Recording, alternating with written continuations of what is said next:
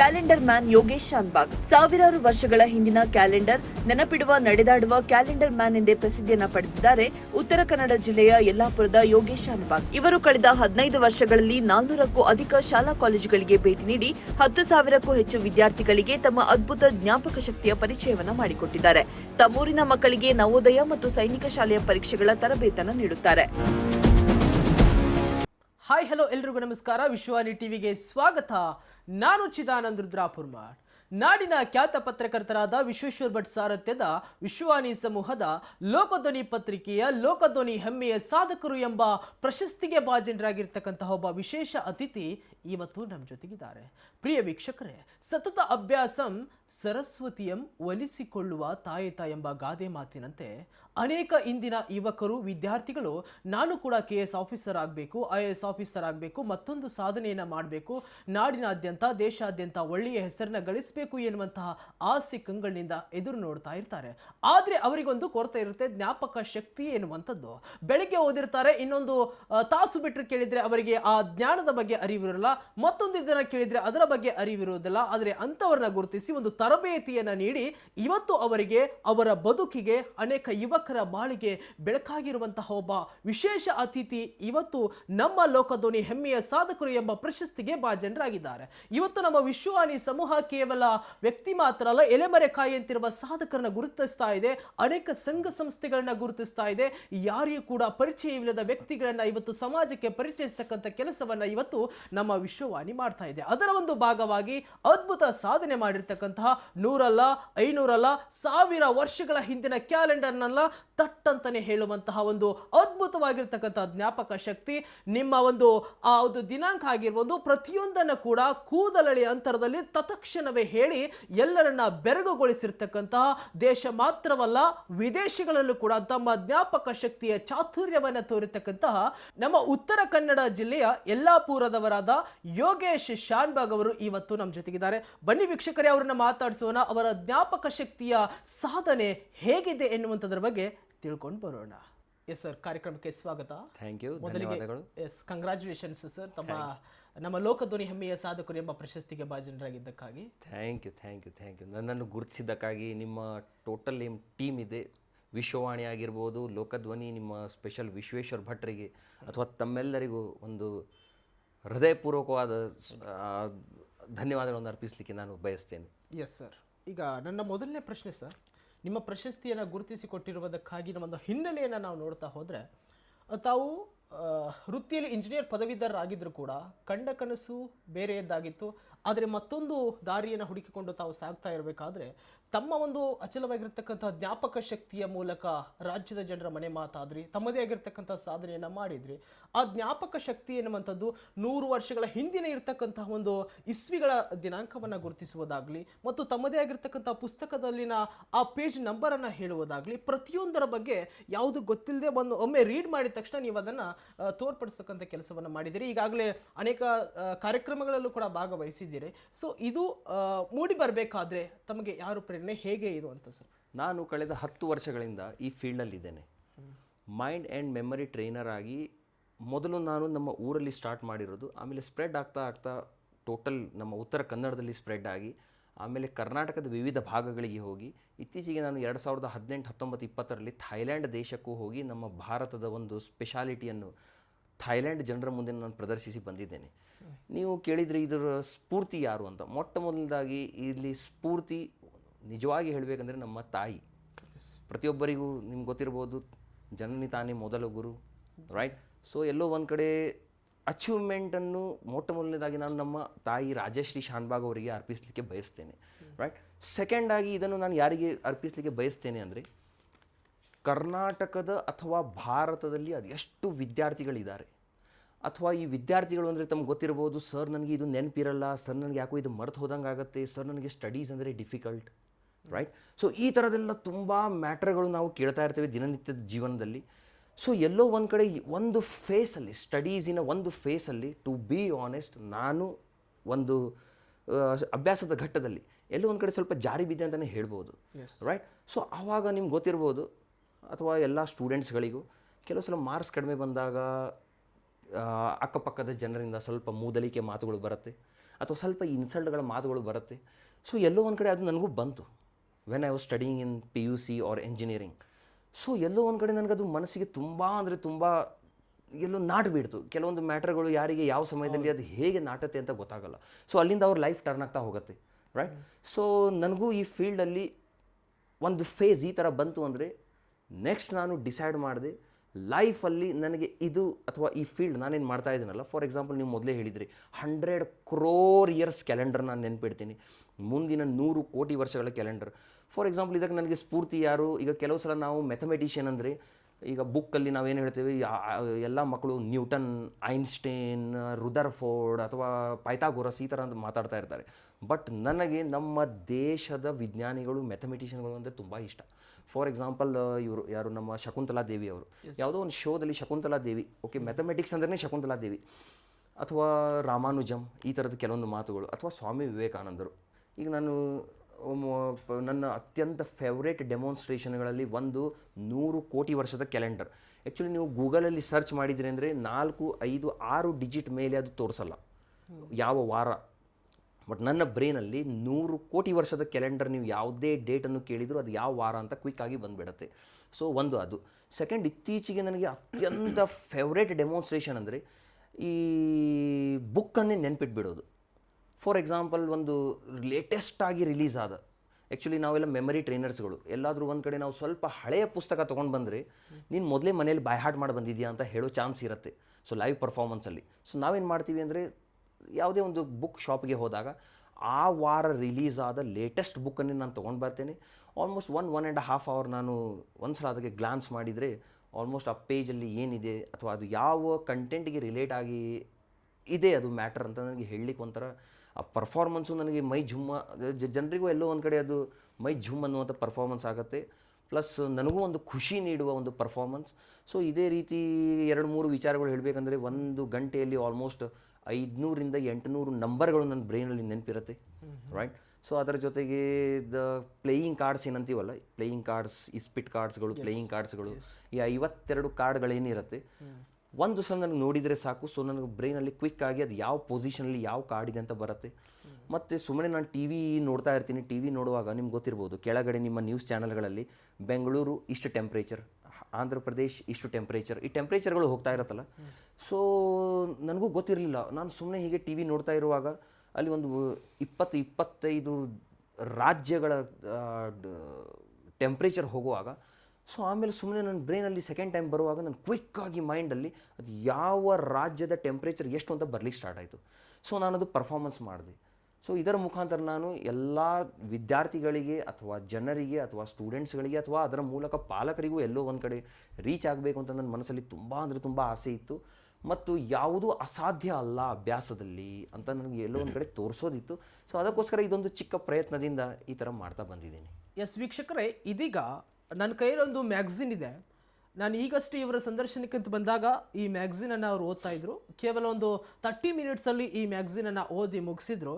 ಆದರೆ ಈಗ ಅವರು ಈ ಮ್ಯಾಗ್ಝಿನ್ನಲ್ಲಿ ಯಾವ ನಂಬರ್ನ, ಅಂದರೆ ಯಾವ ಪುಟದ ನಂಬರನ್ನು ನಾನು ಹೇಳಿದರೆ ಅವರು ಆ ಪುಟದಲ್ಲಿರ್ತಕ್ಕಂತಹ ಒಂದು ಟಾಪಿಕ್ ಯಾವುದು, ಫೋಟೋಸ್ ಯಾವ ರೀತಿ ಇದೆ, ಯಾವ ಆರ್ಟಿಕಲ್ ಬಂದಿದೆ ಎನ್ನುವಂಥದ್ರ ಬಗ್ಗೆನೂ ಕೂಡ ನಿರರ್ಗಳವಾಗಿ ಹೇಳ್ತಾರೆ. ಆ ಒಂದು ಅತ್ಯುತ್ತಮವಾಗಿರ್ತಕ್ಕಂತಹ ಜ್ಞಾಪಕ ಶಕ್ತಿ ಅವರಲ್ಲಿರುವಂಥದ್ದು. ಇದೀಗ ಸಾಮಾನ್ಯವಾಗಿ ಅನೇಕರು ಪುಸ್ತಕವನ್ನು ಓದ್ತಾರೆ, ಪತ್ರಿಕೆಯನ್ನು ಓದ್ತಾರೆ, ಆದರೆ ಅವರಿಗೆ ಇಷ್ಟವಾಗಿರ್ತಕ್ಕಂತಹ ಒಂದು ಕವನಗಳನ್ನು, ಕಾದಂಬರಿಗಳನ್ನ ಓದಿದರೆ ಅಥವಾ ಅಲ್ಲೊಂದು ಇಲ್ಲೊಂದು ಫೋಟೋಸನ್ನು ಕಂಡುಕೊಂಡ್ರೆ, ಆದರೆ ಇವರು ಆ ಒಂದು ಪುಟದ ಒಳಗಡೆ ಇರುವಂತಹ ಪ್ರತಿಯೊಂದು ಸೆಂಟೆನ್ಸನ್ನು ಕೂಡ ಹೇಳ್ತಾರೆ. ಇಷ್ಟೇ ನಂಬರ್ ಅಂದರೆ ನಮಗೆ ಬೇಕಾಗಿರುವಂಥ ನಂಬರ್. ಈಗ ಜಸ್ಟ್ ಒಂದು 50 ಪೇಜ್ಗಳ ಒಂದು ಪುಟ ಇತ್ತಂತಂದರೆ, ಅಥವಾ ನಾನು 49ನೇ ಪುಟದಲ್ಲಿ ಯಾವ ಒಂದು ಟಾಪಿಕ್ ಇದೆ ಎನ್ನುವಂಥದ್ರ ಬಗ್ಗೆ ಹೇಳಿದರೆ ಅವರು ಹೇಳ್ತಾರೆ. ಬನ್ನಿ ಅವ್ರನ್ನ ಒಂದು ಸ್ವಲ್ಪ ಕೇಳ್ಕೊಂಡು ಬರೋಣ, ಇದ್ರ ಬಗ್ಗೆ ಪ್ರಾಕ್ಟಿಕಲ್ ಆಗಿ ಏನು ಹೇಳ್ತಾರೆ ಎನ್ನುವಂಥದ್ರ ಬಗ್ಗೆ. ಸರ್, ಇದು ಬಹಳ ಕುತೂಹಲ ಇದೆ ನಮ್ಮ ವೀಕ್ಷಕರಿಗೆ. ನೀವು ಹೇಳ್ತಾ ಇದ್ರಿ ಈಗಷ್ಟೇ 100 ವರ್ಷಗಳ ಒಂದು ಹಿಂದಿನ ಕ್ಯಾಲೆಂಡರ್ ಬಗ್ಗೆ ಹೇಳ್ತೀರಾ, 100 ಕೋಟಿ ವರ್ಷಗಳ. ಅದರಲ್ಲೂ ಕೂಡ ಪುಸ್ತಕಗಳ ಬಗ್ಗೆ ಬಹಳಷ್ಟು ಕುತೂಹಲ ಇದೆ, ಅದ್ರ ಬಗ್ಗೆ ಮಾತಾಡ್ತೇನೆ. ಸರ್, ನನಗೆ ನಾನೊಂದು ಪೇಜ್ ನಂಬರ್ ಕೇಳ್ತೇನೆ. ಸೊ ಹೇಳಬೇಕು ಸರ್ ನೀವೀಗ.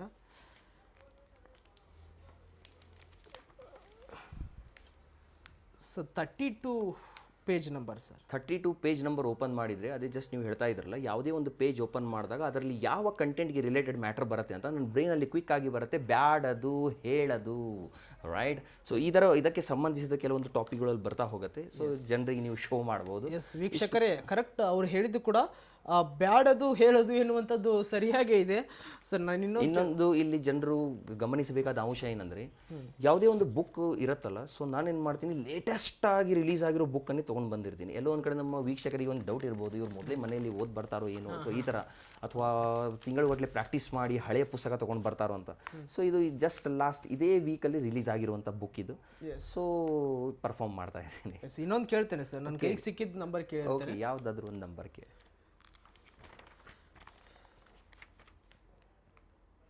42 sir. 4 to 42. Yes. Okay. So ಇದು ಜೀವನದ ಮುಂದಿನ ಹೆಜ್ಜೆಗೆ ಕೀರ್ತಿಯ ಮಾರ್ಗದರ್ಶನ ಅಂತ ಇರುವಂಥದ್ದು. 100% ಸರ್. ಸೊ ಅದಕ್ಕೆ ರಿಲೇಟೆಡ್ ಇದು ಮ್ಯಾಟರ್ ಬರ್ತಾ ಇದೆ ನನ್ನ ಬ್ರೈನಲ್ಲಿ. ಸೊ ಅದಕ್ಕೆ ರಿಲೇಟೆಡ್ ಆರ್ಟಿಕಲ್ ಅಂತ ಅಂದ್ಕೊಳ್ತೀನಿ. ಸರಿಯಾಗಿದೆ ಉತ್ತರ. ಜೀವನದ ಮುಂದಿನ ಹೆಜ್ಜೆಗೆ ಕೀರ್ತಿಯ ಮಾರ್ಗದರ್ಶನ ಎನ್ನುವಂಥದ್ದು ಪೇಜ್ ನಂಬರ್ 42 ಅಲ್ಲಿ. ಸರ್ ಇದೆಲ್ಲ ಹೇಗೆ ಸಾಧ್ಯ ಅಂತ ಕೆಲವೊಂದಿಷ್ಟು ಕುತೂಹಲ ಇರುತ್ತೆ. ನಾವು ಕೂಡ ಪುಸ್ತಕ ಓದ್ತೀವಿ, ಅನೇಕರು ಪುಸ್ತಕವನ್ನು ಓದ್ತಾರೆ.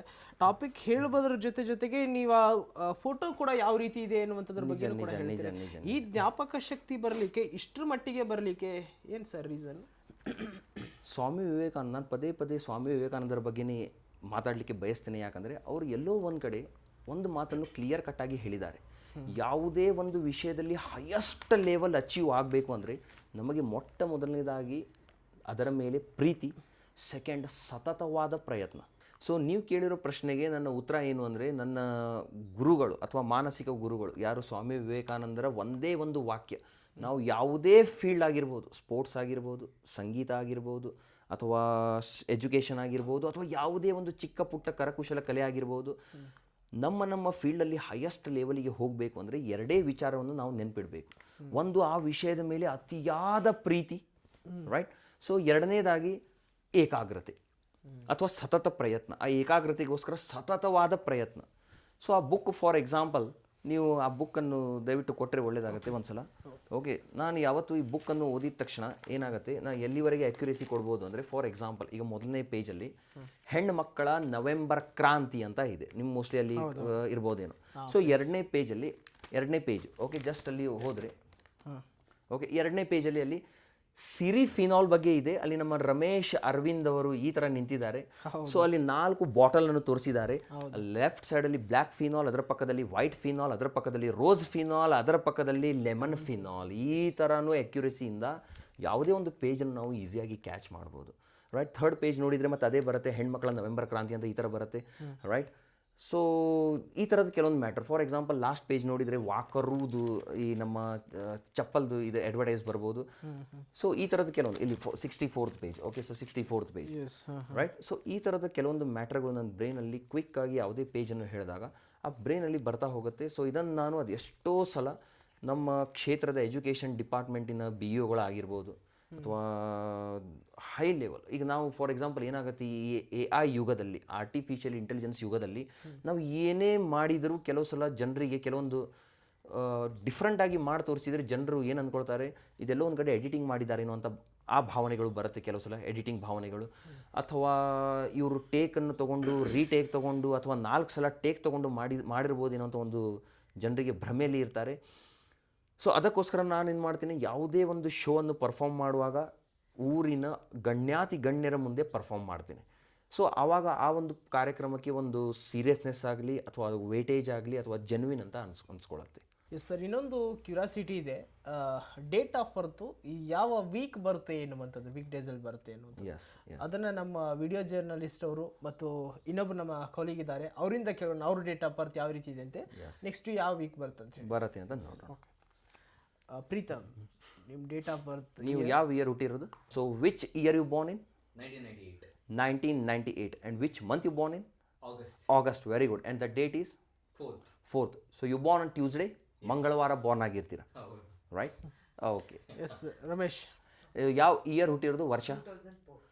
2004 ಹುಟ್ಟಿದ್ದೀರಾ. ಸೊ ಮಂತ್ ಯಾವುದು ಅಂದರೆ ಆಗಸ್ಟ್. ಎಸ್. ಡೇಟ್ ಯಾವುದು? 10. ನೀವು ಟ್ಯೂಸ್ಡೇನೇ born ಆಗಿರ್ತೀರಾ, yes okay thank you. So ನಿಮಗೆ ಒಂದು ಕೇಳಿಬಿಡ್ತೀನಿ. ಸೊ ಎಲ್ಲೋ ಒಂದು ಕಡೆ ಆ್ಯಂಕರ್ಗಳಿಗೆ ಒಂದು ಕೇಳೋಣ. ಹೇಳಿ ಸರ್. ನೀವು ಯಾವ ಇಯರ್ ಹುಟ್ಟಿರೋದು? ನಂದು 2000 ಸರ್. ಎಕ್ಸಾಕ್ಟ್ಲಿ 2000. ಯಾವ ಮಂತ್ ಬಾರ್ನ್ ಆಗಿರೋದು? June sir. June. And the date is 2. So ನೀವು ಫ್ರೈಡೇ ಬಾರ್ನ್ ಆಗಿದ್ದೀರಾ? Friday. Yes. Yes thank you. Yes, ಅಂದರೆ ಕೆಲವೊಂದಿಷ್ಟು ಕುತೂಹಲನ ಕೂಡ ಇದೆ ಸರ್. ಕೇವಲ 1998 ಅಥವಾ 1950, 2000 ಇಷ್ಟೇ ಅಲ್ಲ, ಸುಮಾರು ಹಿಂದಲದ್ದು ಕೂಡ ಹೇಳ್ತೀರಾ. ಆವಾಗ ಒಂದು ಡೇಟ್ ಇರಲಿಲ್ಲ ಅಥವಾ ಮತ್ತೊಂದು ಚೆಕ್ ಮಾಡಲಿಕ್ಕೆ ಒಂದು ಅವಕಾಶ ಇರಲಿಲ್ಲ. ಸೊ ಹಾಗಾಗಿ ಅದೆಲ್ಲ ಹೇಗೆ ಸಾಧ್ಯವಾಯಿತು ಅಂತ ಸರ್? ಸಾಧ್ಯವಾಯಿತು ಅಂದರೆ ಇವಾಗ ಏನಾಗಿದೆ, ಆಲ್ಮೋಸ್ಟ್ ಮೊದಲು ನೀವು ಹೇಳಿದ್ದು ಸರಿಯಾಗಿದೆ. ಫಾರ್ ಎಕ್ಸಾಂಪಲ್ ನಮಗೊಂದು 100 ಇಯರ್ಸ್ ಬ್ಯಾಕ್ ಅಥವಾ 150 ಇಯರ್ಸ್ ಬ್ಯಾಕ್ ಈ ರೆಕಾರ್ಡ್ ಮೇಂಟೈನ್ ಮಾಡೋದಾಗಿರ್ಬೋದು, ಅಥವಾ ಹಿಂದೆ ನಡೆದ ಘಟನೆಗಳನ್ನು ಎಲ್ಲೋ ಒಂದು ಕಡೆ ಸಿಸ್ಟಮೆಟಿಕ್ ಆಗಿ ಇಟ್ಟಿರೋದಾಗಿರ್ಬೋದು. ಸೊ ಆ ಥರದ ಪಾಸಿಬಿಲಿಟೀಸ್ಗಳು ಕೆಲವೊಂದು ವಿಚಾರಗಳಲ್ಲಿ ಸಾಧ್ಯವಿರಲಿಲ್ಲ, ಕೆಲವು ವಿಚಾರಗಳಲ್ಲಿ ಸ್ವಲ್ಪ ಕಡಿಮೆ ಸಾಧ್ಯ ಇತ್ತು. ಬಟ್ ಇವಾಗ ಟೆಕ್ನಾಲಜಿ ತಾಂತ್ರಿಕತೆ ಇಷ್ಟು ಮುಂದುವರೆದಿದೆ ಅಂದರೆ, ಸೊ ಕೆಲವೊಂದು ಮ್ಯಾಟ್ರ್ಗಳು AI ಆಗಿರ್ಬೋದು ಅಥವಾ ಇದರಲ್ಲಿ. ಸೊ ನಾನು ಅದರ ಬಗ್ಗೆ ನನಗೊಂದು ಕುತೂಹಲ ಇತ್ತು. ಸೊ ಫಾರ್ ಎಕ್ಸಾಂಪಲ್ ಮೊದಲು ನಾನು 100 ವರ್ಷದ ಕ್ಯಾಲೆಂಡರ್ ಮಾಡ್ತಾ ಇದ್ದೆ. ಒಂದು 100 ವರ್ಷದ ಕ್ಯಾಲೆಂಡರನ್ನು ನೆನ್ಪಿಟ್ಟು ನಮ್ಮ ಜನ್ರೇಷನಿನ ಜನರ ಡೇಟ್ ಆಫ್ ಬರ್ತ್ಗಳನ್ನು ಕೇಳಿ ವಾರಾನ ಹೇಳೋದು. ಸೊ ಬರ್ತಾ ನನಗೆ ಅದರಲ್ಲಿ ಕುತೂಹಲ ಜಾಸ್ತಿ ಆಯಿತು. 100 ಇರೋದು 1000 ಆಯಿತು, 1000 ಇರೋದು 10,000 ಆಯಿತು, 10,000 ಇರೋದು 1,00,000 ಆಯಿತು. ಸೊ 1,00,000 ವರ್ಷದ ಕ್ಯಾಲೆಂಡರ್ ಬಂದಾಗ ನೀವು ಕೇಳಿರೋ ಕ್ವಶನ್ ಅಥವಾ ಡೌಟ್ ಜನರೇಟ್ ಆಗುತ್ತೆ. ಸೊ ನಾನು ಮಾಡ್ತಾ ಇರೋದು ಸರಿ ಇದೆಯಾ ರಾಂಗ್ ಇದೆಯಾ ಅಂತ. ಸೊ ಎಲ್ಲೋ ಒಂದು ಕಡೆ ಗೂಗಲ್ ಅಥವಾ ಈ ಥರದ ಕೆಲವೊಂದು ನಾನು ಸರ್ಚ್ ಮಾಡಿ ನೋಡ್ತಾ ಇದ್ದೆ. ಸೊ ಬರ್ತಾ ಮೈಂಡಲ್ಲಿ ಏನಾಯಿತು ಅಂದರೆ, ಈ ಗೂಗಲ್ಲಿಗೆ ಎಲ್ಲೋ ಒಂದು ಕಡೆ ಲಿಮಿಟ್ ಅನ್ನೋದು ಇದೆ. 5 ಅಥವಾ 6 ಡಿಜಿಟ್ವರೆಗೆ ಮಾತ್ರ ಈ ಗೂಗಲ್ ತೋರಿಸುತ್ತೆ. ಬಟ್ ನಾನು ಕೆಲವು ಸಲ ಮಾಡ್ತಾ ಹೋದಾಗ ಸೊ ನನ್ನ ಬ್ರೈನಲ್ಲಿ 1 ಕೋಟಿ ವರ್ಷ, 10 ಕೋಟಿ ವರ್ಷ, 100 ಕೋಟಿ ವರ್ಷದವರೆಗೂ ಆ ಅಕ್ಯುರೆಸಿ ಪಡೀಲಿಕ್ಕೆ ನನಗೆ ಸಾಧ್ಯವಾಯಿತು. ಸೊ ಹಾಗಾಗಿ ಈ ಥರದ ವಿಚಾರಗಳು ನನಗೆ ಪರ್ಫಾರ್ಮ್ ಮಾಡುವಾಗ ಒಂಥರ ಖುಷಿನೂ ಆಗ್ತಾ ಇತ್ತು. ಇದರ ಜೊತೆಗೆ ಜನರು ಎಂಜಾಯ್ ಮಾಡ್ತಾ ಇದ್ರು ಪಬ್ಲಿಕಲ್ಲಿ. ಸೊ ನಾನು ಮೊದಲು ಏನು ಮಾಡ್ತಾ ಇದ್ದೆ ಅಂದರೆ, ಇದರ ಆರಂಭಿಕ ಜೀವನದಲ್ಲಿ ಎಲ್ಲೋ ಒಂದು ಕಡೆ 4-5 ಜನ ಇದೇ ಥರ ಕೂರಿಸಿ ಮಾಡೋದು. ಸೊ ಎಲ್ಲೋ ಒಂದು ಕಡೆ ಆತ್ಮವಿಶ್ವಾಸ ಹೆಚ್ಚಾಯಿತು. ಮನೆಯ ಫಂಕ್ಷನ್ಗಳಲ್ಲಿ ಚಿಕ್ಕಪ್ಪ, ದೊಡ್ಡಪ್ಪ, ಅತ್ತೆ, ಮಾವ ಇವ್ರ ಮುಂದೆ ಪರ್ಫಾರ್ಮ್ ಮಾಡಲಿಕ್ಕೆ ಸ್ಟಾರ್ಟ್ ಮಾಡಿದೆ. ನಿಧಾನವಾಗಿ ಸ್ಟೆಪ್ ಬೈ ಸ್ಟೆಪ್ ಅಂತ ಹೇಳ್ತೀವಲ್ಲ. ಸೊ ನೆಕ್ಸ್ಟ್ ನಾನು ಯಾವುದೋ ಒಂದು ಗವರ್ಮೆಂಟ್ ಸ್ಕೂಲ್ಗೆ ಹೋಗಿ ಅಲ್ಲಿ ಪರ್ಫಾರ್ಮ್ ಮಾಡಲಿಕ್ಕೆ ಸ್ಟಾರ್ಟ್ ಮಾಡಿದೆ. ಆಮೇಲೆ ಎಲ್ಲೋ ಒಂದು ಕಡೆ ಕಾನ್ಫಿಡೆನ್ಸ್ ಬಂತು. 100 ಜನ, 1000 ಜನ, 2,000 ಜನರ ಮುಂದೆ ಪರ್ಫಾರ್ಮ್ ಲೈವ್ ಆಗಿ ಮಾಡಿರೋದು ಇದೆ. ಇತ್ತೀಚೆಗೆ ಕೆಲವೊಂದು ಗ್ಯಾದರಿಂಗ್ಗಳಲ್ಲಿ ಅಥವಾ ಆ್ಯನ್ಯುವಲ್ ಡೇಸ್ ಅಂತ ಏನು ಕರಿತೀವಿ, ಸ್ಕೂಲ್ ಗ್ಯಾದರಿಂಗ್ ಆ್ಯನ್ಯುವಲ್ ಡೇಸ್ಗಳಲ್ಲಿ.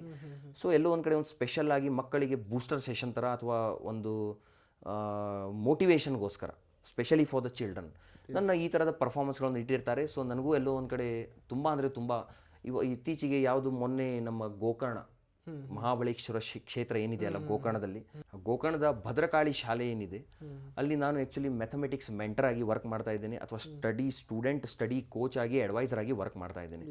ಸೊ ನಾನು ಮೊದಲನೇದಾಗಿ ಹೇಳಿದಾಗ ಇದನ್ನು ಕೆಲವರು ನಂಬಲಿಲ್ಲ. ಸೊ ಎಲ್ಲೋ ಒಂದು ಕಡೆ ನಿಮ್ಗೆ ಗೊತ್ತಿದೆ, ಜನರಿಗೆ ಏನೇ ಹೇಳಿದ್ರು ಈ ಥರದ ವಿಚಾರಗಳನ್ನು ಅವರು ಸಡನ್ ಆಗಿ ನಂಬಲ್ಲ.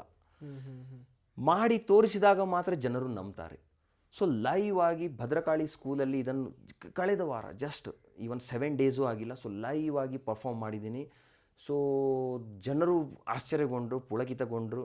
ಸೊ ಹಾಗಾಗಿ ಈ ಥರ ಜರ್ನಿ ಸಾಗ್ತಾ ಇದೆ. ಆಲ್ಮೋಸ್ಟ್ ಕಳೆದ 15 ವರ್ಷಗಳಲ್ಲಿ ಮೋರ್ ದೆನ್ 500 ಸ್ಟೇಜಸ್ಗಳಿಗೆ ಹೋಗಿದ್ದೀನಿ, ಪರ್ಫಾರ್ಮ್ ಮಾಡಿದ್ದೀನಿ. ಲೈವ್ ಶೋ ಕೆಲವು ನಿಮಗೆ ಗೊತ್ತಿರ್ಬೋದು, ಈಗ ಮೂವೀಸಲ್ಲಿ ಒಂದು ಡೈಲಾಗ್ ರಾಂಗ್ ಆದರೆ ಸೆಕೆಂಡ್ ಟೇಕ್ ಇರುತ್ತೆ, ಸೆಕೆಂಡ್ ಡೈಲಾಗ್ ರಾಂಗ್ ಆದರೆ ಥರ್ಡ್ ಟೇಕ್ ಇರುತ್ತೆ. ಬಟ್ ಇದು ಯಾವ ಥರ ಫೀಲ್ಡು ಅಂದರೆ ಕತ್ತಿ ಮೇಲೆ ನಡೆಯೋ ಥರ ಸಿಂಗಲ್ ಶಾರ್ಟಲ್ಲಿ ಏನಿದೆ ಎಲ್ಲರಿಗೂ ಹೇಳಬೇಕಾಗತ್ತೆ. ಸೊ ಹಾಗಾಗಿ I am liking it. I want to perform in front of the students as well as the parents. Then and only then they start believing it. Okay sir, ಇದರ ಜೊತೆಗೆ ಕೋಚಿಂಗ್ ಕ್ಲಾಸ್ ಕೂಡ ಇದೆ. ಅನೇಕ ಸ್ಟೂಡೆಂಟ್ಸ್ಗಳಿಗೆ ಕೂಡ coach ಮಾಡ್ತಾರೆ. So ಎಷ್ಟು students ಇದ್ದಾರೆ ಅಂತ? ಈ ಟ್ಯೂಷನ್ ಕ್ಲಾಸ್ ಆಗಲಿ, ಕೋಚಿಂಗ್ ಕ್ಲಾಸ್ ಆಗಲಿ, ಈ ಕಾನ್ಸೆಪ್ಟ್ ಸ್ಟಾರ್ಟ್ ಆಗಿರೋದು 2011ಇಂದ. ಅಲ್ಲಿವರೆಗೆ ನಾನು ಒಂದು ಪ್ರೈವೇಟ್ ಕಂಪ್ನಿಯಲ್ಲಿ ವರ್ಕ್ ಮಾಡ್ತಾ ಇದ್ದೆ, ಮಷಿನ್ಗಳ ಜೊತೆಗೆ ವರ್ಕ್ ಮಾಡ್ತಾ ಇದ್ದೆ. ಆ ಮಷಿನ್ಗಳ ಜೊತೆಗೆ ವರ್ಕ್ ಮಾಡುವಾಗ ಎಲ್ಲೋ ಒಂದು ಕಡೆ ನನ್ನ ಬ್ರೈನ್ ಅಷ್ಟೇ ವರ್ಕ್ ಆಗ್ತಾ ಇದೆ, ಹಾರ್ಟ್ ಯಾಕೋ ಆ ಕಡೆ ಹೋಗ್ತಾ ಇಲ್ಲ. ಸೊ ಇಂಟರ್ನಲ್ಲಿ ನನಗೊಂದು ಕಾಲ್ ಬರುತ್ತೆ ಇಂಟರ್ನಲ್ಲಿ. ಸೊ ಯೋಗೇಶ್ ಶಾನ್ಭಾಗ್, ಇದು ಯಾಕೋ ನಿನಗೆ ಈ ಫೀಲ್ಡ್ ಸೂಟ್ ಆಗಲ್ಲ, ಸ್ವಲ್ಪ ಸರ್ಚ್ ಮಾಡಿ ನೋಡು. ಸೊ ನಿನ್ನ ಗುರಿ ಬೇರೆ ಎಲ್ಲೋ ಇದೆ, ನಿನ್ನ ಫೀಲ್ಡ್ ಬೇರೆ ಯಾವುದೋ ಇದೆ ಅಂತ. ಸೊ ಎಷ್ಟೋ ದಿನ ಎಷ್ಟೋ ತಿಂಗಳುಗಳ ಕಾಲ ಅದರ ಮೇಲೆ ಥಿಂಕ್ ಮಾಡಿದಾಗ ನನಗೆ ಗೊತ್ತಾದ ವಿಚಾರ ಏನಂದರೆ, ನನಗೆ ಸ್ಟೂಡೆಂಟ್ಸ್ಗಳು ಅಥವಾ ಹ್ಯೂಮನ್ ಬೀಯಿಂಗ್ಸ್ ಜೊತೆಗೆ ಆಗುವಂಥ ಅಟ್ಯಾಚ್ಮೆಂಟ್, ಆ ಪ್ರೀತಿ, ಆ ಒಂದು ಭಾವನೆ ಮಷಿನ್ಗಳ ಮೇಲೆ ಉದ್ಭವ ಆಗಲೇ ಇಲ್ಲ. ಸೊ ಹಾಗಾಗಿ ಎಲ್ಲೋ ಒಂದು ಕಡೆ ನನಗೆ ಅನಿಸ್ತಾ ಇತ್ತು, ಅಥವಾ ಒಳಗಿಂದ ಒಂದು ಸಿಗ್ನಲ್ ಬರ್ತಾ ಇತ್ತು, so you have to connect with the maximum students or with the parents or with the human beings ಅಂತ. ಸೊ ಎಲ್ಲೋ ಒಂದು ಕಡೆ ನನಗೆ ಅದು ಕ್ಲಿಕ್ ಆಯಿತು ಮೈಂಡಲ್ಲಿ. 2011 ನಾನು ಕೋಚಿಂಗ್ ಕ್ಲಾಸಸ್ಗಳನ್ನು ಸ್ಟಾರ್ಟ್ ಮಾಡ್ತೀನಿ. ಸೊ ಎಲ್ಲೋ ಒಂದು ಕಡೆ ಇದು ಈ ಯಲ್ಲಾಪುರ ಅನ್ನೋದು ಏನು ಪ್ಲೇಸ್ ಏನಿದೆಯಲ್ಲ, ಇದು ಒಂಥರ ಗ್ರಾಮೀಣ ಮಟ್ಟದ ಜಾಗ ಅಂತ ಹೇಳ್ಬೋದು ನಾವು. ಸೊ ಇದು ಶಹರಗಳಿಗೆ ತುಂಬ ದೂರ ಇದೆ, ರೈಟ್. ತುಂಬ ಜನರು ಲಕ್ಷಾಂತರ ರೂಪಾಯಿಗಳನ್ನು ಸುರಿದು ಬೇರೆ ಬೇರೆ ಬೇರೆ ಬೇರೆ ಪ್ಲೇಸಸ್ಗಳಿಗೆ ಹೋಗುವಾಗ ನನಗೆಲ್ಲೋ ಒಂದು ಕಡೆ ಅನ್ನಿಸ್ತು, ಯಾಕೆ ನಾನು ನಮ್ಮ ಊರಿನ ಜನರಿಗೆ, ನಮ್ಮ ಊರಿನ ವಿದ್ಯಾರ್ಥಿಗಳಿಗೆ ಒಂದು ಅತ್ಯಂತ ಏನು ಕಡಿಮೆ ಇದರಲ್ಲಿ ಅಥವಾ ಒಂದು ರೀತಿಯ ಉಚಿತ ಅಂತಲೇ ಹೇಳ್ಬೋದು. ಸೊ ನಾವು ಯಾಕೆ ಕೋಚಿಂಗ್ ಮಾಡಬಾರ್ದು, ಕ್ಲಾಸಸ್ಗಳನ್ನು ಮಾಡಬಾರ್ದು, ಅಥವಾ ಆರ್ಥಿಕ ಹೊರೆ ಅನ್ನೋದೇನಿದೆ ಅದನ್ನು ಇಳಿಸಬಾರ್ದು ಅಂತ ನನ್ನ ಮನಸ್ಸಲ್ಲಿ ಬಂದಾಗ, ಸೊ ಮೊಟ್ಟ ಮೊದಲನೇದಾಗಿ ನಾನು 2011, 12, 13 ನನ್ನ ಕೋಚಿಂಗ್ ಸೆಂಟರ್ಗಳನ್ನು ಸ್ಟಾರ್ಟ್ ಮಾಡ್ತೀನಿ. ಸ್ಟಾರ್ಟ್ ಮಾಡಿದ ಮೇಲೆ ಯಾವ ಥರ ರಿಸಲ್ಟ್ ಬರುತ್ತೆ ಅಂದರೆ, ಈಗ ಫಾರ್ ಎಕ್ಸಾಂಪಲ್ ನಿಮಗೆ ಈ ನವೋದಯ ಮತ್ತು ಮುರಾರ್ಜಿ ಕೋಚಿಂಗ್ ಕ್ಲಾಸಸ್ಗಳಂತ ನಾವೇನು ಹೇಳ್ತೀವಿ, ಇಟ್ಸ್ ನ್ಯಾಷನಲ್ ಲೆವೆಲ್ ಎಕ್ಸಾಮ್ಗಳು. ಸೊ ಮ್ಯಾಥಮೆಟಿಕ್ಸ್ ನಂದು ಫೇವ್ರೇಟ್ ಸಬ್ಜೆಕ್ಟ್ ಆಗಿರೋದಕ್ಕೆ, ಸೊ ಮ್ಯಾಥ್ಸಲ್ಲಿ ನನ್ನ ಮೈಂಡ್ ಮತ್ತು ಬ್ರೈನ್ ಸ್ವಲ್ಪ ಫಾಸ್ಟಾಗಿ ವರ್ಕ್ ಆಗೋದಕ್ಕೆ ನಾನು ಆ ಕೋಚಿಂಗ್ ಸ್ಟಾರ್ಟ್ ಮಾಡಿದಾಗ ಜಸ್ಟ್ 4 ಇಯರ್ಸಲ್ಲಿ 17 to 20 ರ್ಯಾಂಕ್ಸ್ಗಳು ಈ ನಮ್ಮ ನವೋದಯ ಆಗಿರ್ಬೋದು ಮತ್ತು ಸೈನಿಕ ಎಕ್ಸಾಮ್ ಅಂತ ಏನು ಹೇಳ್ತೀವಲ್ಲ, ರಾಷ್ಟ್ರ ಮಟ್ಟದ ಎಕ್ಸಾಮ್ ಅದು it's a very difficult exam. So ಅದನ್ನು ನಮ್ಮ ಊರಿನ ವಿದ್ಯಾರ್ಥಿಗಳು ಕ್ಲಿಯರ್ ಮಾಡೋ ಥರ ಆಯಿತು, ರೈಟ್. ಇನ್ನೊಂದು ನಾನು ಅಚೀವ್ಮೆಂಟ್ ಹೇಳಲೇಬೇಕು. ಒಂದು ಟೈಮಲ್ಲಿ ಒಬ್ಬನು ಹುಡುಗ, ಅವನು ಎಂಡೋಸಲ್ಫಾನ್ ಪೀಡಿತ ಹುಡುಗ, ಓಕೆ, ರೈಟ್.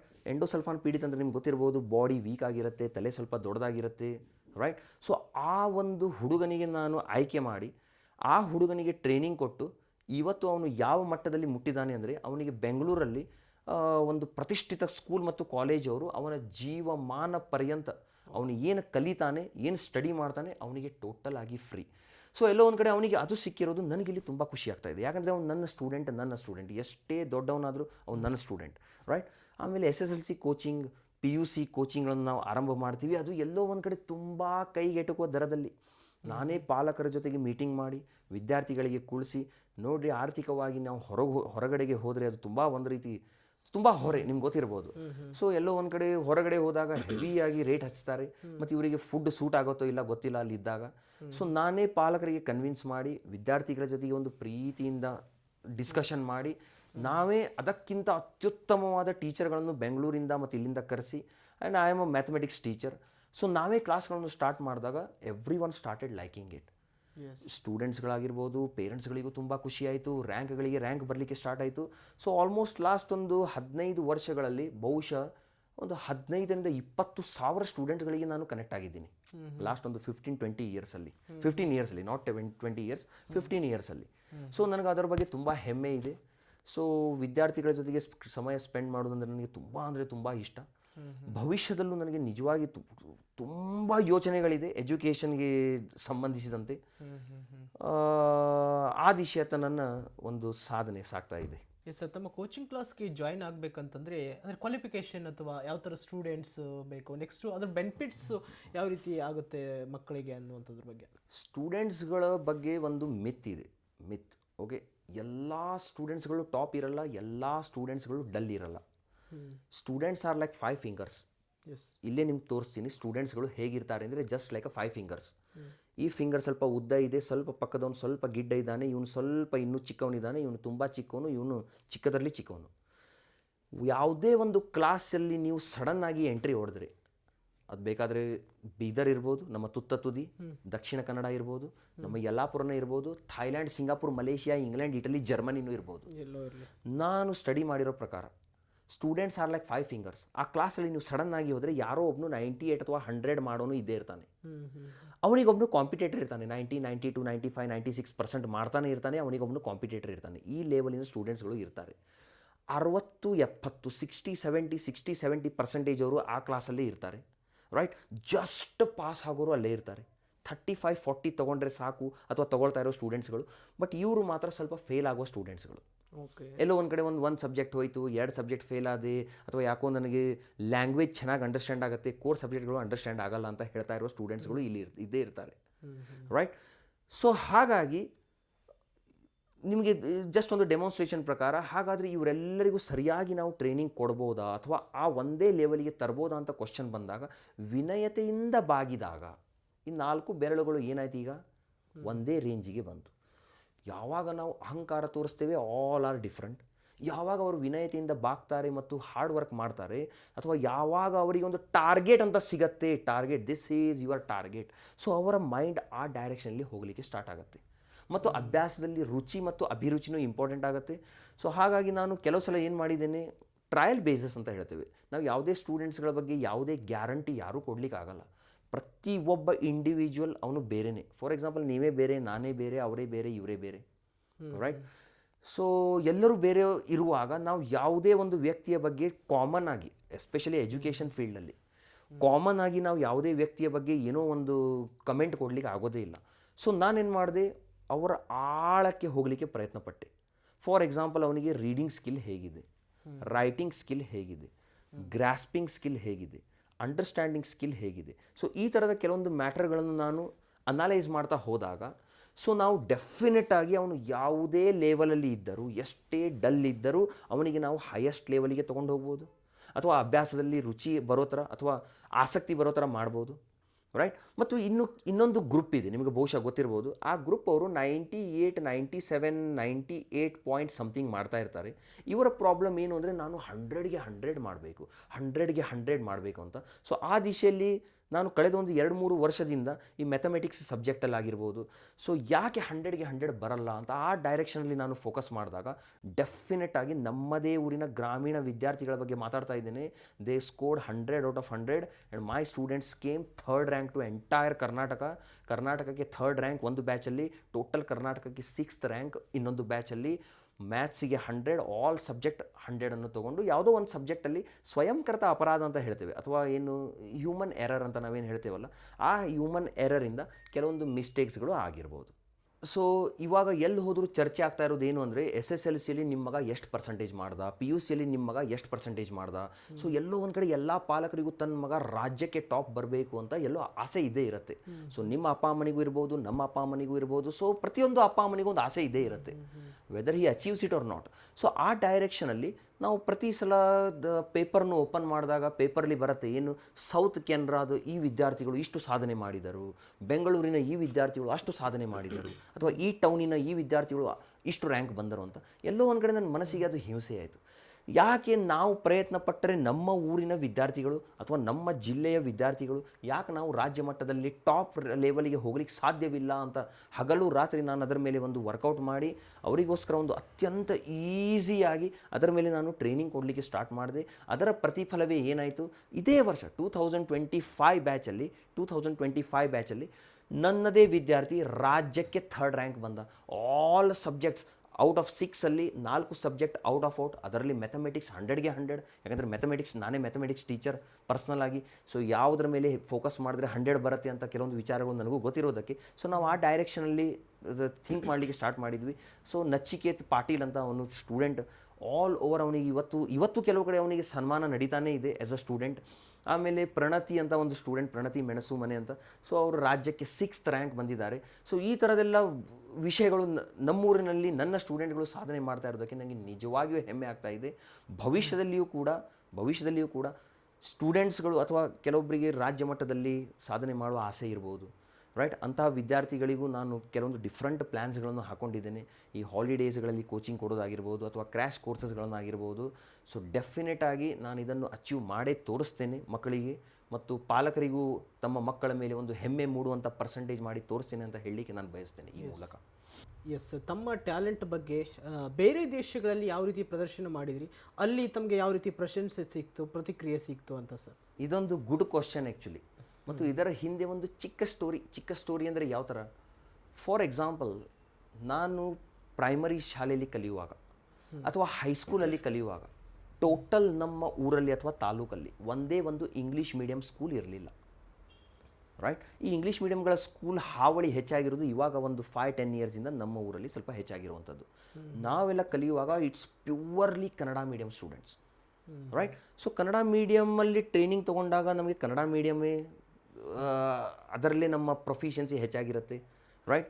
ಸೊ ಎಲ್ಲೋ ಒಂದು ಕಡೆ ಕನ್ನಡ ಮೀಡಿಯಮ್ ಮುಗಿಸಿ ನಾವು ಪೇಟೆಗಳಿಗೆ ಹೋದಾಗ ಅಥವಾ ಟೌನ್ಗಳಲ್ಲಿ ನಾವು ಸ್ಟಡೀಸ್ ಮಾಡಲಿಕ್ಕೆ ಹೋದಾಗ, ರೈಟ್, ಅಲ್ಲಿ ಅವರೇನು ಇಂಗ್ಲೀಷ್ ಮಾತಾಡ್ತಾ ಇದ್ರು. ಸೊ ಎಲ್ಲೋ ಒಂದು ಕಡೆ ನಮ್ಮ ಮನಸ್ಸಿಗೆ ಒಂಥರ ಮುಜುಗರ, ರೈಟ್. ಎಲ್ಲೋ ಒಂದು ಕಡೆ ನಮಗೆ ಮನಸ್ಸಿಗೆ ಒಂಥರ ಮುಜುಗರ, ಅಥವಾ ಅವರೆಲ್ಲರಿಗೂ ಇಂಗ್ಲೀಷ್ ಬರುತ್ತೆ, ನಮ್ಗೆ ಯಾಕೋ ಇಂಗ್ಲೀಷೇ ಬರ್ತಾ ಇಲ್ಲ.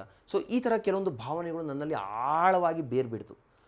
ನಾವು ಎಷ್ಟೇ ಅಂದರೂ ಈ ಕನ್ನಡ ಮೀಡಿಯಮ್ ಅವರಿಗೆ ಎಲ್ಲೋ ಒಂದು ಕಡೆ ಸ್ವಲ್ಪ ನಾವು ನಂಬಲೇಬೇಕದನ್ನು, ಇಂಗ್ಲೀಷಲ್ಲಿ ಮಾತಾಡುವಾಗ ಸ್ವಲ್ಪ ಹಿಂಜರಿಗೆ ಆಗೇ ಆಗುತ್ತೆ.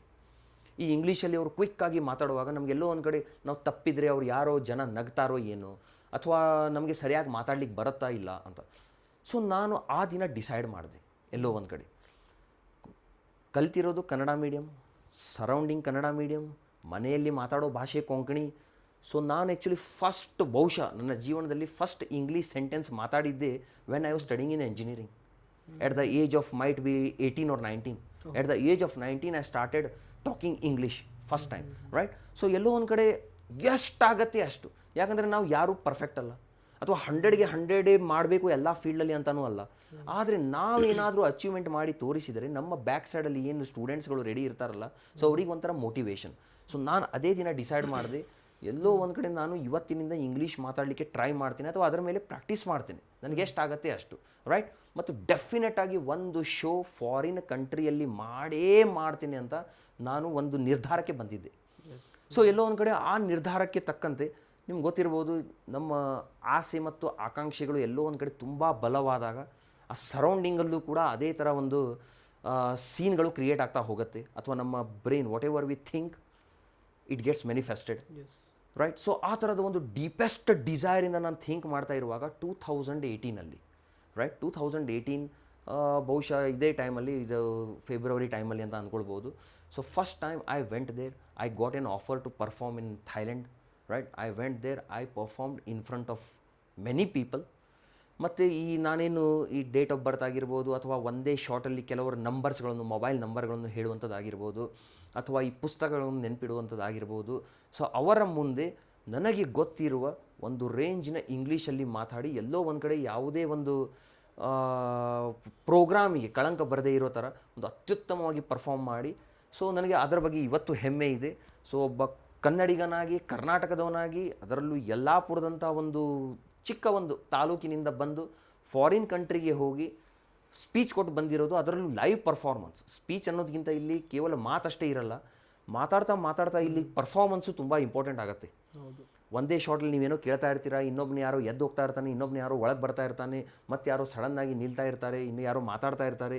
ಇಷ್ಟೆಲ್ಲ ಡಿಸ್ಟರ್ಬೆನ್ಸ್ಗಳ ಮಧ್ಯದಲ್ಲಿ ಸಿಂಗಲ್ ಶಾರ್ಟಲ್ಲಿ ಕ್ಯಾಚ್ ಮಾಡಿ ಅವರಿಗೆ ರಿಟರ್ನ್ ಹೇಳೋದಿದೆ ಅಲ್ಲ, ಅದು ಫಾರಿನ್ ಅಂತ ಕಂಟ್ರೀಸ್ಗಳಲ್ಲಿ ಎಲ್ಲೋ ಒಂದು ಕಡೆ ಆ ಮನಸ್ಸಲ್ಲಿ ಅಳುಕಿದ್ದೇ ಇರುತ್ತೆ.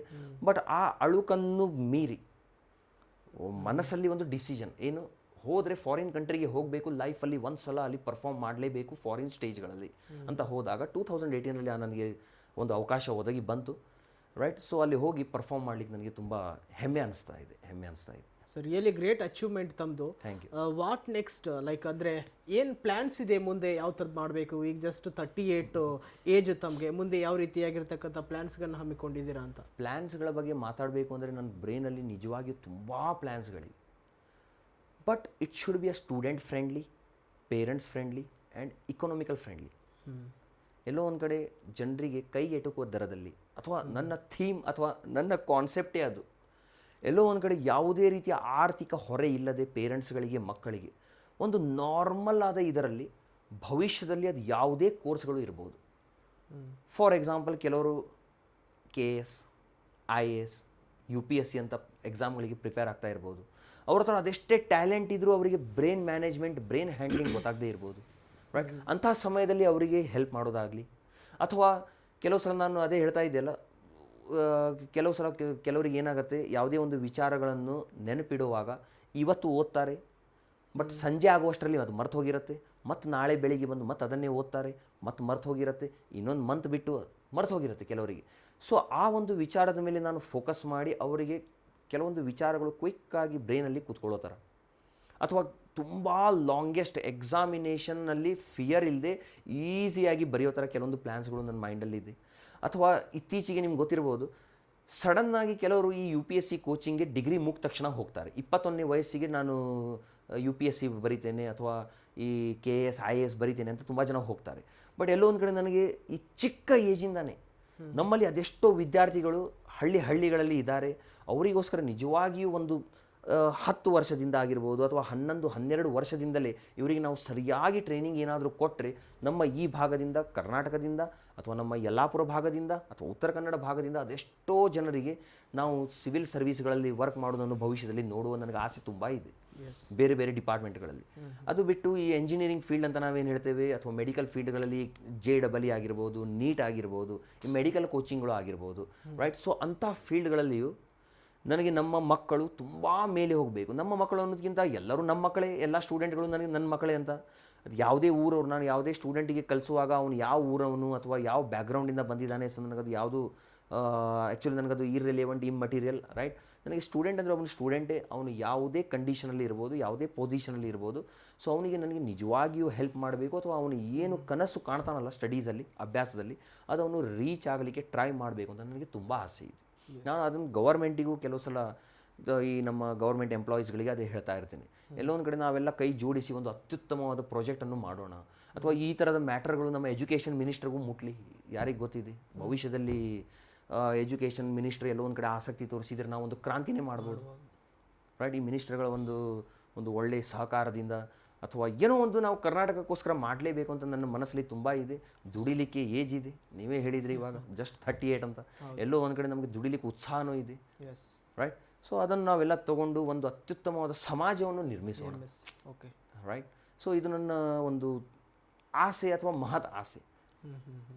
ಹಾಗಾಗಿ ಈ ಥರದ್ದು ಈ ಡೈರೆಕ್ಷನಲ್ಲಿ ನನ್ನ ಸಾಧನೆಗಳು ಸಾಗ್ತಾ ಇದೆ. ಎಸ್ ಇಷ್ಟೆಲ್ಲ ಸಾಧನೆಯನ್ನು ಗುರುತಿಸಿ ಇವತ್ತು ನಮ್ಮ ವಿಶ್ವೇಶ್ವರ ಭಟ್ ಸಾರಥ್ಯದ ವಿಶ್ವಾನಿ ಸಮೂಹದ ಲೋಕಧ್ವನಿ ಪತ್ರಿಕೆಯ ಲೋಕಧ್ವನಿ ಹೆಮ್ಮೆಯ ಸಾಧಕರು ಎಂಬ ಪ್ರಶಸ್ತಿಯನ್ನು ಕೂಡ ತಮಗೆ ಸಿಗ್ತಾ ಇದೆ. ನಾಡಿನ ಮುಖ್ಯಮಂತ್ರಿಗಳು ಸಿದ್ದರಾಮಯ್ಯ ಸರ್ ಅವರು ತಮಗೆ ಪ್ರಶಸ್ತಿಯನ್ನು ನೀಡಿ ಗೌರವಿಸಲಿದ್ದಾರೆ. ಈ ಸಂತೋಷದ ಸಮಯದಲ್ಲಿ ಈ ಪ್ರಶಸ್ತಿ ಸಿಕ್ಕಾಗ ತಮಗೆ ಹೇಗೆ ಅನಿಸುತ್ತೆ ಅಂತ ಸರ್? ಅದೆಷ್ಟೋ ಸಾಧಕರು ಇರ್ತಾರೆ ಊರಲ್ಲಿ, ನಾವು ಸರಿಯಾಗಿ ಹುಡುಕಿದರೆ ತುಂಬ ಬೇರೆ ಬೇರೆ ಫೀಲ್ಡ್ಗಳಲ್ಲಿ ಸಾಧನೆ ಮಾಡಿದವರು ಇದ್ದೇ ಇರ್ತಾರೆ ಕೆಲವು ಸಲ, ರೈಟ್. ಬಟ್ ಈ ಪ್ರಶಸ್ತಿ ನನಗೆ ಸಿಗ್ತಾ ಇರೋದಕ್ಕೆ ತುಂಬ ಪದಗಳಲ್ಲಿ ವಿವರಿಸಲು ಆಗದಷ್ಟು ಸಂತೋಷ ನನಗೆ ನಿಜವಾಗಲೂ ಆಗ್ತಾ ಇದೆ. ಆದರೆ ಇದನ್ನು ನಾನು ಒಬ್ಬನೇ ತಗೊಳ್ಳಿಕ್ಕೆ ಬಯಸೋದಿಲ್ಲ ಈ ಒಂದು ಸಂದರ್ಭದಲ್ಲಿ. ಯಾಕಂದರೆ ನಾವು ಗಾಳಿಪಟ ಬಿಡ್ತೀವಲ್ಲ ಮೇಲೆ, ಆ ಗಾಳಿಪಟ ಬಿಡುವಾಗ ಎಲ್ಲರಿಗೂ ಆ ಗಾಳಿಪಟದ ಬಣ್ಣ ಮಾತ್ರ ಕಾಣ್ತಾ ಇರುತ್ತೆ, ಅದರ ಡಿಸೈನ್ ಕಾಣ್ತಾ ಇರುತ್ತೆ. ಬಟ್ ಅದಕ್ಕೆ ಸಹಾಯ ಮಾಡಿದ ದಾರ ಎಲ್ಲೂ ಕಾಣಿಸಲ್ಲ ಕೆಲವು ಸಲ, ಓಕೆ, ರೈಟ್. ಸೊ ಇಲ್ಲಿ ಎಲ್ಲೋ ಒಂದು ಕಡೆ ಯೋಗೇಶ್ ಶಾನ್ಭಾಗಿನ ಇಂಟರ್ವ್ಯೂ ನೀವು ಆವಾಗಿಲ್ಲಿಂದ ತೊಗೊಳ್ತಾ ಇದ್ದೀರಾ, ರೈಟ್. ಯೋಗೇಶ್ ಶಾನ್ಭಾಗ್ ಬಗ್ಗೆ ಈ ಥರ ಮಾತಾಡ್ತಾ ಇದ್ದೀರಾ, ಆ ಥರ ಮಾತಾಡ್ತಾ ಇದ್ದೀರಾ, ಹೀಗೆ ಹಾಗೆ ಕ್ಯಾಲೆಂಡರ್ ಸಿಂಗಲ್ ಶಾರ್ಟಲ್ಲಿ ಬುಕ್ ರೀಡ್ ಮಾಡಿ ನೆನಪಿಡ್ತಾನೆ, ಈ ಥರದ ಕೆಲವೊಂದು ಮಾತುಗಳನ್ನು ಹೇಳ್ತಾ ಇದ್ದೀರಾ. ಸೊ ಇಲ್ಲಿ ನಾನು ಈ ಸಾಧನೆಗೆ ಕಾರಣವಾದ ಕೆಲವೊಂದು ಹೆಸರುಗಳನ್ನು ಹೇಳಲೇಬೇಕು, right. So I would like to dedicate this whatever the honour or award first to my mom. As I told you, ನಮ್ಮ ತಾಯಿ ರಾಜಶ್ರೀ ಶಾನ್ಭಾಗ್, ತಂದೆ ಪದ್ಮನಾಭ್ ಶಾನ್ಭಾಗ್ ಅವರಿಗೆ ಅದನ್ನು ನಾನು ಅರ್ಪಿಸಲೇಬೇಕು ಮೊದಲನೇದಾಗಿ, ರೈಟ್. ಅವರ ಸಹಕಾರ ತುಂಬ ಇದೆ. ಸೆಕೆಂಡ್, ನನ್ನ ಅಣ್ಣ ಮತ್ತು ಅತ್ತಿಗೆ ವಿಶಾಲ್ ಶಾನ್ಭಾಗ್, ರೈಟ್. ಇವರ ಒಂದು ಕಾಳಜಿ, ಕೇರ್ ಆಗಿರ್ಬೋದು ನಿಜವಾಗಿಯೂ ತುಂಬ ಇದೆ. ಮತ್ತು ನಮ್ಮ ಚಿಕ್ಕಪ್ಪ ಚಿಕ್ಕಮ್ಮ ಈ ವೃಂದ ಅಥವಾ ನಮ್ಮದು ಒಂಥರ ಜಾಯಿಂಟ್ ಫ್ಯಾಮಿಲಿ, ರೈಟ್. ನಮ್ಮ ಫ್ಯಾಮಿಲಿಯಲ್ಲಿ 30-35 ಜನ ನ್ಯಾಚುರಲ್ ಆಗೇ ಇದ್ದಾರೆ. ಸೊ ಪ್ರತಿಯೊಬ್ಬರು, ನಾನು ಎಲ್ಲರ ಹೆಸರು ತೊಗೊಳ್ಳಿಕ್ಕೆ ಬಯಸೋದಿಲ್ಲ, ಪ್ರತಿಯೊಬ್ಬರು ಎಷ್ಟು ಜನ ಇದ್ದಾರೆ ಅಷ್ಟು ಜನ, ಈ ಮಕ್ಕಳ ಪ್ರೀತಿ ನಮ್ಮ ಜೇನುಗೂಡು ಥರ, ರೈಟ್. ಸೊ ಇವರೆಲ್ಲರ ಪ್ರೀತಿ ಆಗಿರ್ಬೋದು, ರೈಟ್. ಮತ್ತು ನಮ್ಮ ಸ್ಪೆಷಲ್ ಆಗಿ ಆ್ಯಕ್ಚುಲಿ ನಮ್ಮ ತಾಯಿಯ ತಮ್ಮ ರಮೇಶ್ ಶಾನ್ಭಾಗ್ ಅಂತ, ಅವರ ಕೊಡುಗೆನೂ ಇದರಲ್ಲಿ ತುಂಬ ಇದೆ, ರೈಟ್. ಮತ್ತು ತುಂಬ ಜನ ಹಿತೈಷಿಗಳು, ರೈಟ್, ನನ್ನ ಮೇಲೆ ಭರವಸೆ ಇಟ್ಟವರು ಅಥವಾ ನಿಜವಾಗಿಯೂ ಇದಕ್ಕೆ ಅರ್ಹರು ನನ್ನ ವಿದ್ಯಾರ್ಥಿಗಳು, ನನ್ನ ಮೇಲೆ ಭರವಸೆ ಇಟ್ಟು ನನ್ನ ಹತ್ರ ಕಲೀಲಿಕ್ಕೆ ಬರ್ತಾ ಇರುವ ತುಂಬ ಸ್ಟೂಡೆಂಟ್ಸ್ಗಳು ಇರ್ಬೋದು. ಮತ್ತು ನಿಜವಾಗಿಯೂ ತಮಗೆ ಫಾರ್ ಎಕ್ಸಾಂಪಲ್ ಇಷ್ಟೊಂದು ಬ್ಯೂಟಿಫುಲ್ ಆದ ಒಂದು ಪ್ರೋಗ್ರಾಮನ್ನು ಅಥವಾ ಒಂದು ಪ್ರಶಸ್ತಿಯನ್ನು ಕೊಡಲಿಕ್ಕೆ ನೀವು ಪಾಪ ಒಂದು ಸೆಟಪ್ನೊಂದಿಗೆ ಬಂದಿದ್ದೀರಿ, ಅಥವಾ ಒಂದು ಒಳ್ಳೆಯ ಒಂದು ಪ್ರೋಗ್ರಾಮನ್ನು ಜನರ ಮುಂದೆ ಕೊಡಲಿಕ್ಕೆ ನೀವು ಇಲ್ಲಿ ಬಂದಿದ್ದೀರಿ, ಅಥವಾ ನಿಮ್ಮ ವಿಶ್ವವಾಣಿ ಟೀಮ್ ಆಗಿರ್ಬೋದು. ಮತ್ತು ವಿಶ್ವೇಶ್ವರ್ ಭಟ್ರಿಗಂತೂ 100 ಅಲ್ಲ, ನನ್ನ ಕಡೆಯಿಂದ 1000 ಥ್ಯಾಂಕ್ಸೇ ಇರಲಿ ಅವರಿಗೆ, ರೈಟ್. ಯಾಕಂದರೆ ನನಗೆ ಇಷ್ಟೆಲ್ಲ ಲಕ್ಷ ಜನ ಇರ್ತಾರೆ, ಕೋಟಿ ಜನ ಇರ್ತಾರೆ, ಅದರಲ್ಲಿ ಕೆಲವರು ಸಾಧಕರಿರ್ತಾರೆ ಅಥವಾ ಹಲವರು ಸಾಧಕರಿರ್ತಾರೆ. ಆ ಹಲವು ಸಾಧಕರಲ್ಲಿ ನೀವು ಯೋಗೇಶ್ ಶಾನ್ಭಾಗ್ಗೆ ಆ ಒಂದು ಚೀಫ್ ಮಿನಿಸ್ಟರ್ ಪ್ರೈಸನ್ನು ಅಥವಾ ಮುಖ್ಯಮಂತ್ರಿ ಸಿದ್ದರಾಮಯ್ಯ ಅವರ ಕೈಯಿಂದ ಒಂದು ಏನು ಅವಾರ್ಡ್ ಕೊಡಲಿಕ್ಕೆ ನೀವು ಬಯಸಿದಿರಲ್ಲ, ಅದು ನನಗೆ ನನ್ನ ಜೀವನದ ಅವಿಸ್ಮರಣೀಯ ಕ್ಷಣಗಳಲ್ಲಿ ಒಂದು. 15 ವರ್ಷ ನಾನು ಹಾಕಿದ ಎಫರ್ಟ್ಗೆ ಇವತ್ತು ನನಗೆ ಒಂದು ಸಂತೃಪ್ತಿಯ ಭಾವನೆ ಇದೆ, ತುಂಬ ಒಂದು ಖುಷಿ ಆಗ್ತಾ ಇದೆ. ಇದನ್ನು ಪದಗಳಲ್ಲಿ ವರ್ಣಿಸಲಿಕ್ಕೆ ಆಗ್ತಾನೇ ಇಲ್ಲ. ಸೊ ನಿಮ್ಮ ಒಂದು ತಂಡಕ್ಕೆ ಥ್ಯಾಂಕ್ಸ್ ಅ ಲಾಟ್. ನಿಮ್ಮ ಒಂದು ವಿಶ್ವವಾಣಿ ಆಗಿರ್ಬೋದು, ಇದು 100 ವರ್ಷಗಳ ಕಾಲ ಬೆಳೀಲಿ, 1000 ವರ್ಷನೇ ಬೆಳೀಲಿ, ಮತ್ತು ನಮ್ಮ ವಿಶ್ವೇಶ್ವರ ಭಟ್ರು 100 ಕಾಲ ಬದುಕಲಿ. ನನಗೆ ಹೇಗೆ ಅವರು ಗುರುತು ಮಾಡಿದಾರೋ ಅದೇ ರೀತಿ ಕರ್ನಾಟಕದಲ್ಲಿ ಅದೆಷ್ಟು ಸಾಧಕರು ಇರ್ಬೋದು ಪಾಪ. ಆ ಒಂದು ಸರ್ಚ್ ಮಾಡಿ ನೀವೊಂದು ಅವಾರ್ಡ್ ಕೊಡ್ತಿರಲ್ಲ, ಅದು ನಮಗೆ ನಿಜವಾಗಿ ಒಂದು ಧನ್ಯ ಅಥವಾ ಒಂದು ಕೃತಾರ್ಥ ಭಾವನೆ ಬರ್ತಾ ಇದೆ. ಮತ್ತು ನಿಜವಾಗಿಯೂ ನಿಮ್ಮ ಎಲ್ಲ ತಂಡಕ್ಕೂ ನನ್ನ ಕಡೆಯಿಂದ ಒಂದು ವಿಶೇಷವಾದ ಧನ್ಯವಾದಗಳನ್ನು ಅರ್ಪಿಸ್ತೇನೆ. Thank you. Yes sir, thank you so much. Once again congratulations award ಸಿಕ್ಕಿದ್ದಕ್ಕಾಗಿ ಮತ್ತು ಇಷ್ಟೊತ್ತು ನಮ್ಮ ವಿಶ್ವವಾಣಿಯ ಜೊತೆಗೆ ನಮ್ಮ ಮಾತನಾಡಿದ್ದಕ್ಕಾಗಿ. Thanks a lot. ವೀಕ್ಷಕರು, ಇದಿಷ್ಟು ಯೋಗೇಶ್ ಶಾನ್ಭಾಗ್ ಅವರ ಮಾತುಗಳು. ಮತ್ತಷ್ಟು ವೈವಿಧ್ಯಮಯ ಸುದ್ದಿಗಳಿಗಾಗಿ ನೋಡ್ತಾ ಇರಿ ವಿಶ್ವವಾಣಿ ಟಿವಿ. ನಮಸ್ಕಾರ.